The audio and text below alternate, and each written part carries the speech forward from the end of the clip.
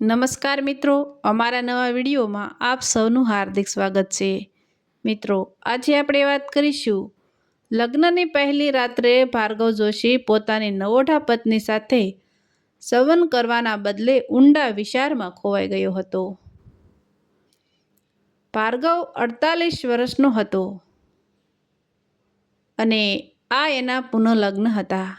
1.5 વર્ષ પહેલાં જ એની પ્રેમાળ પત્ની નેહાનું અચાનક હાર્ટ એટેકમાં અવસાન થયું ગયું હતું। મોટી દીકરી આરોહી 16 વર્ષની હતી અને નાનો દીકરો વત્સલ 13 વર્ષનો। ભાર્ગવને તો બીજી વાર લગ્ન કરવાની કોઈ ઈચ્છા નહોતી। નેહાના અવસાન પછી ઘરમાં રસોઈની બહુ મોટી તકલીફ થઈ ગઈ હતી। ભાર્ગવની મમ્મીનું 10 વર્ષ પહેલાં અવસાન થઈ ગયેલું એટલે ઘરમાં રસોઈ કરનાર કોઈ ન હતું।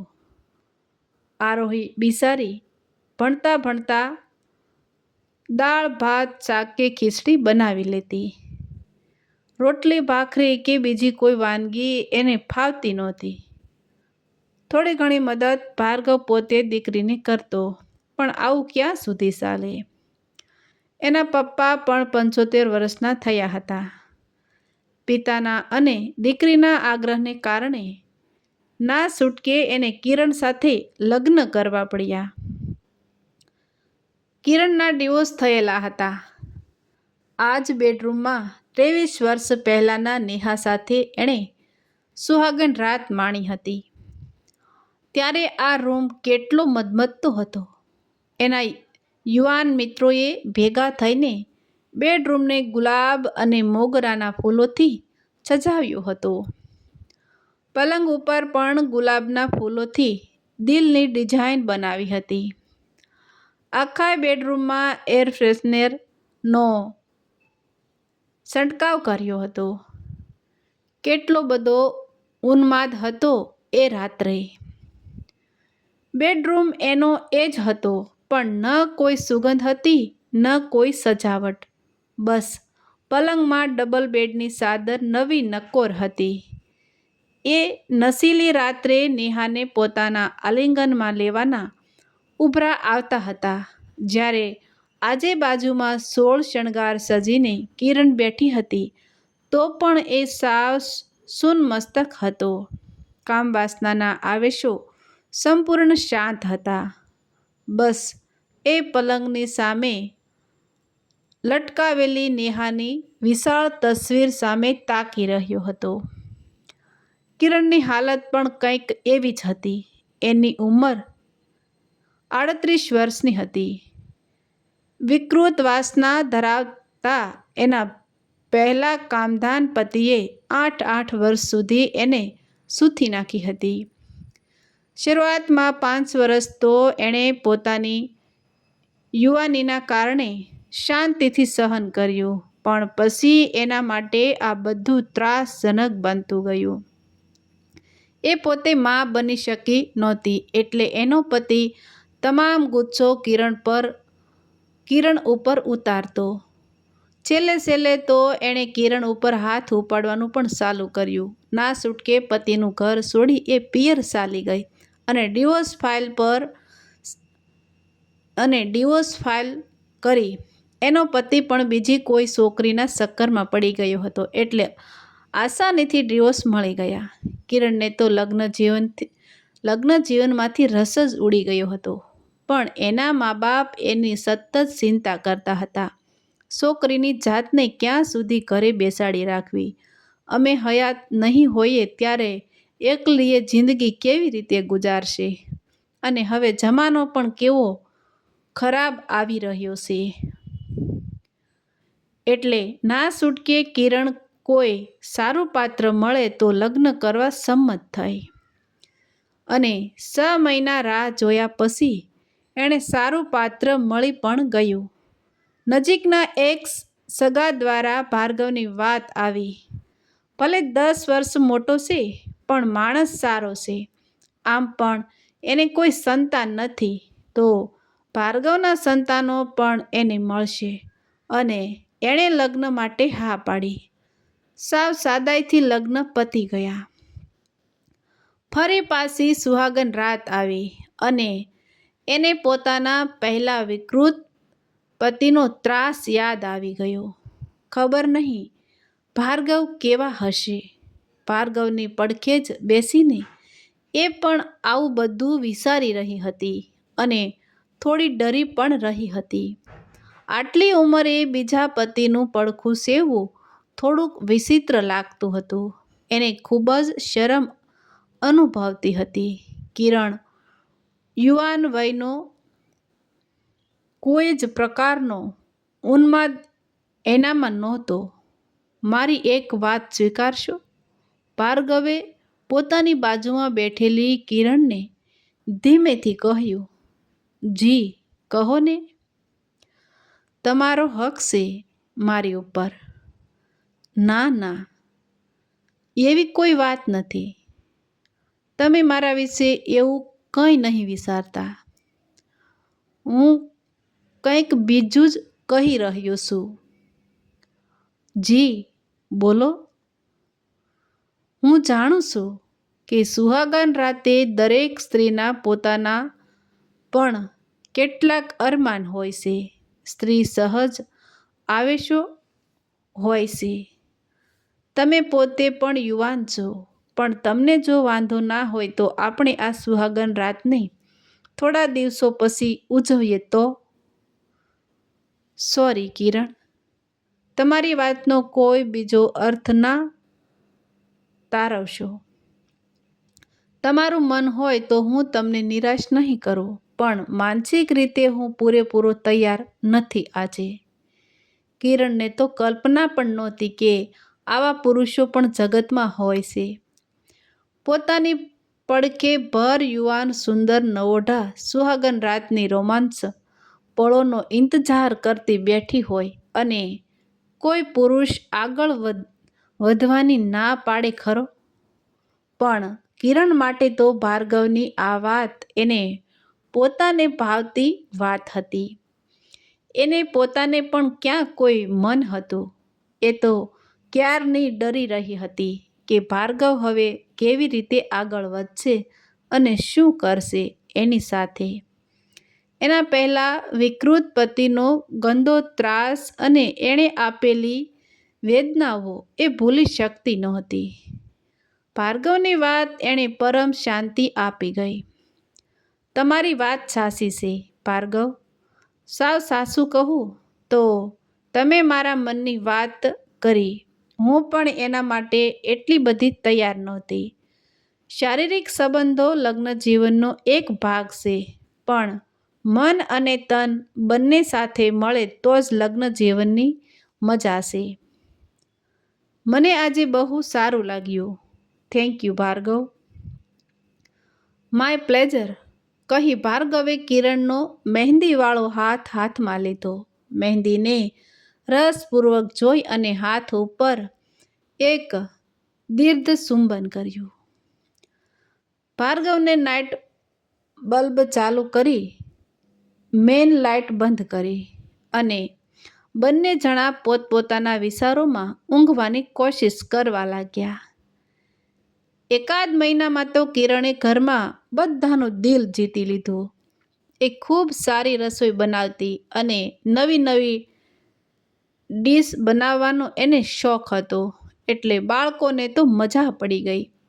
સસરાનું પણ એ ખૂબ જ ધ્યાન રાખતી અને રોજ રાત્રે એમના પગ પણ દબાવતી. ભાર્ગવ કિરણના આ વ્યવહારથી ખૂબ જ ખુશ હતો, ખૂબ જ સંતુષ્ટ હતો. દરેક સ્ત્રીમાં પોતાના પ્લસ માઇનસ પોઈન્ટ હોય છે, ગુણ દોષ હોય છે. ભાર્ગવ ઘણીવાર નેહા અને કિરણની સરખામણી કરી બેસતો.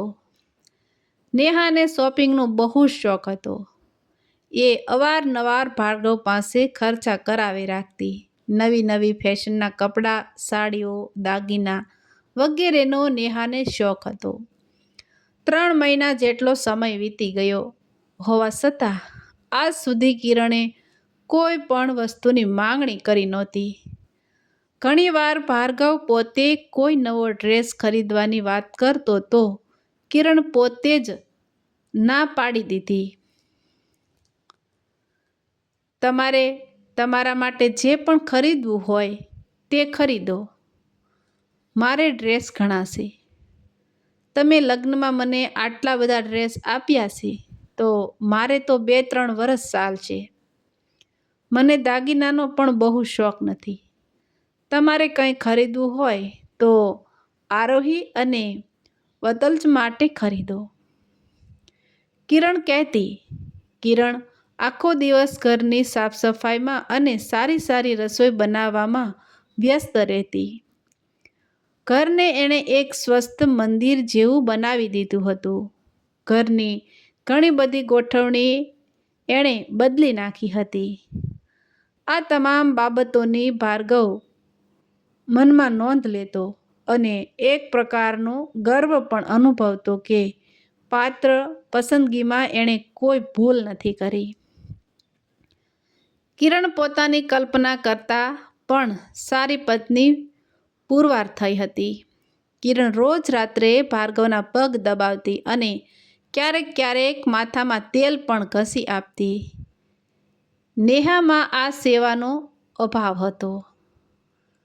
કિરણ પોતાના આ નવા પતિ માટે ખૂબ જ ગર્વ અનુભવતી હતી. કેટલા બધા સમજદાર છે ભાર્ગવ. મારું કેટલું બધું ધ્યાન રાખે છે.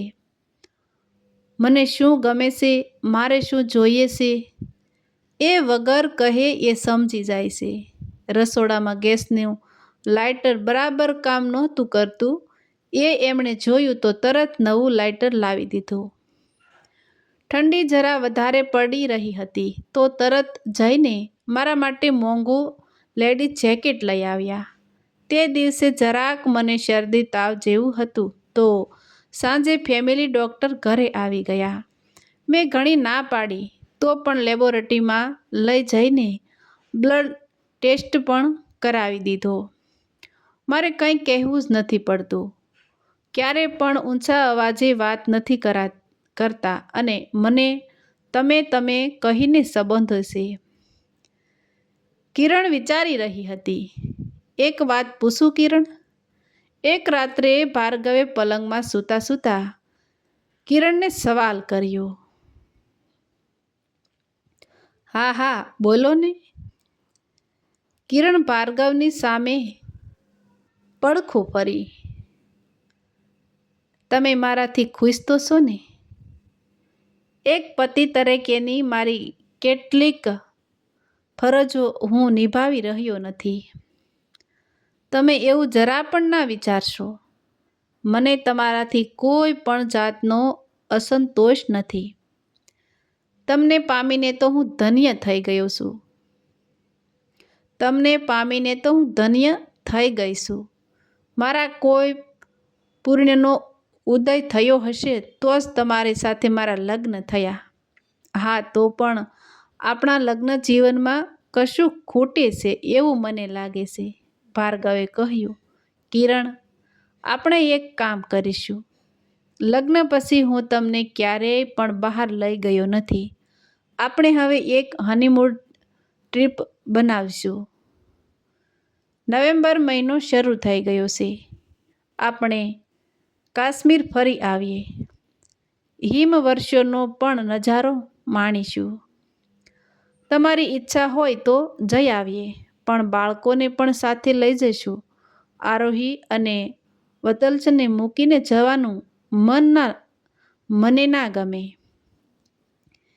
કિરણ, આ આપણી હનીમૂન ટ્રીપ છે. 3-4 વર્ષનો સવાલ છે. તેમની વ્યવસ્થા આપણે કરી લઈશું. આવતા શનિવારની ટિકિટ કરાવી દઉં છું. મેક માય ટ્રીપમાં કાલે જ મળી આવું છું, જેથી ત્યાં આપણે કોઈ દોડાદોડી કરવી ન પડે. શનિવાર નજીક આવતાં જ કિરણે બાળકો માટે જાત જાતના નાસ્તા બનાવવાના ચાલુ કર્યા. થેપલા, પૂરી, સુખડી વગેરે બનાવી દીધા. તો સાથે સાથે મેગી અને ઇન્સ્ટન્ટ ફૂડના પેકેટ પણ લઈ આવી, જેથી 5 મિનિટમાં જ ખમણ ઢોકળા જેવી આઈટમ બનાવી શકાય. તેમને ખબર છે, કિરણ, હું અહીં કાશ્મીર તમને કેમ લઈ આવ્યો છું? આપણો બેડરૂમ નેહાની યાદોથી ભરેલો છે. નેહા મને ખૂબ જ પ્રેમ કરતી હતી, કિરણ. શ્રીનગરની એક ભવ્ય હોટેલના ડિલક્સ રૂમમાં ડબલ બેડમાં એક સુંદર પલંગ ઉપર કિરણ અને ભાર્ગવ વાત કરી રહ્યા હતા. કિરણ ભાર્ગવના ખોળામાં માથું મૂકીને સૂતી હતી. ભાર્ગવ એના વાળમાં હાથ ફેરવતા ફેરવતા કહી રહ્યો હતો, નેહા મને ઘણીવાર કહેતી કે કાલે કદાચ હું ના હોઉં તો તમે 100% બીજી વાર લગ્ન કરી જ લેવાના. અને હું એને કહેતો કે તારા વગર હું જીવી ના શકું નેહા, અને બીજા લગ્નની વાત તો વિચારી પણ ન શકું. એટલો ખોટો હતો હું, કેટલો ખોટો હતો હું. લાગણીઓના આવેશમાં ક્યારેક આપણે એવા વચનો આપી દેતા હોઈએ છીએ કે જે વાસ્તવિકતાથી ઘણા દૂર હોય છે. સમયની સાથે ઘણું બધું બદલાઈ જાય છે, કિરણ. યાદો પણ ધૂંધળી બનતી જાય છે.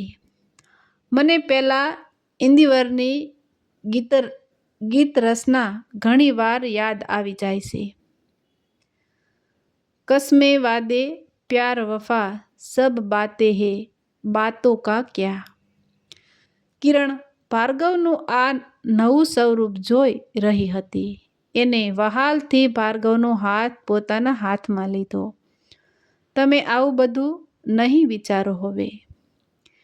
નેહાબેનને ભૂલીને આપણે છેક કાશ્મીર સુધી આવ્યા છીએ.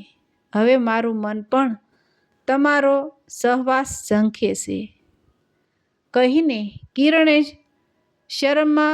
શરમના માર્યા પોતાના બંને હાથ ચહેરા ઉપર ઢાંકી દીધા. ભાર્ગવ કિરણનો ઈશારો સમજી ગયો. હવે અત્યારે આ ક્ષણે નેહાના વિચારો કરવાનો કોઈ અર્થ નથી. આજે તો બસ કિરણમાં ખોવાઈ જવું છે. અને એ રાત્રે ભાર્ગવ અને કિરણની મધુરજની ઉજવાઈ ગઈ. સાચો પ્રેમ અને સાચું કામ સુખ કોને કહેવાય એનો કિરણે એ રાત્રે પહેલી વાર અનુભવ કર્યો. એનો પહેલો પતિ જનાવર જ હતો. સંતોષની લાગણીઓ સાથે થાકીને બંને નિંદ્રાધીન થયા. 4 દિવસ સુધી બંને જણા એકબીજામાં ખોવાયેલા રહ્યા. કાશ્મીરમાં ફરવા કરતાં અત્યારે પ્રેમી પંખીડા બનવાનું એમને વધારે પસંદ હતું. આમ જોવા જઈએ તો 3-4 મહિના પછી સાચા અર્થમાં તો હવે જ એમના પુનઃ લગ્ન થયા હતા. ઘરે પાછા ફર્યા ત્યારે બંને વચ્ચેની દિવાલ દૂર થઈ ગઈ હતી અને એક અદમ્ય આકર્ષણનો જન્મ થયો હતો. સાચા અર્થમાં દાંપત્ય જીવન હવે શરૂ થયું હતું. નવા પરણેલા યુગલો જેમ રાતની પ્રતીક્ષા કરે એમ એ બંને જણા પણ ક્યારે રાત પડે એની રાહ જોતા હતા.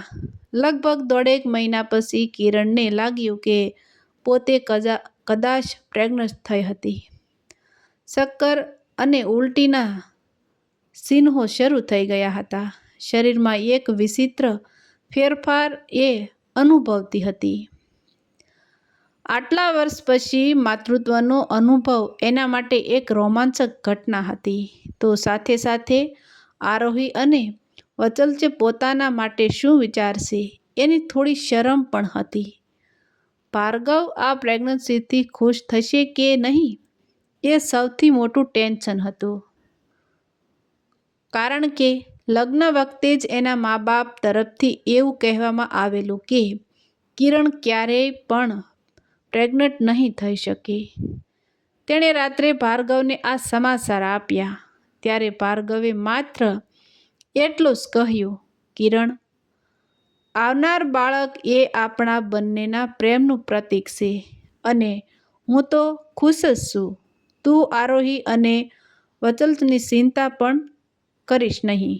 એ પણ નવા મહેમાનને વધાવવા ખુશ જ થશે.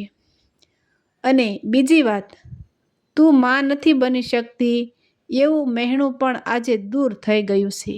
વાંક તારા પહેલા પતિનો હતો, તારો નહીં. ઘરમાં સાસુ નથી એટલે તારું વધારે ધ્યાન તો કોઈ નહીં રાખી શકે, પણ આજથી તારે બધું જ સંભાળવાનું છે. આજથી તારે ખૂબ જ સંભાળવાનું છે. આપણે એક બાઈ પણ રાખી લઈશું જે રસોઈ અને કામકાજ બંને કરે. ભાર્ગવ કિરણને પ્રેગ્નન્સીમાં સાચવવાની એક પછી એક સૂચનાઓ આપતો જતો હતો અને કિરણ પોતાના પુનઃલગ્નના આ દેવ જેવા પતિ સામે મોહક નજરે તાકી રહી હતી. તો મિત્રો, આવા જ નવા વિડીયો જોવા માટે અમારી ચેનલ લાઇક, શેર અને સબસ્ક્રાઈબ કરજો. વિડીયો સાંભળવા બદલ ધન્યવાદ. તો મિત્રો, મળશું એક નવા વિડીયો સાથે. ત્યાં સુધી આવજો અને કોમેન્ટમાં તમારો પ્રતિભાવ જરૂરથી જણાવજો.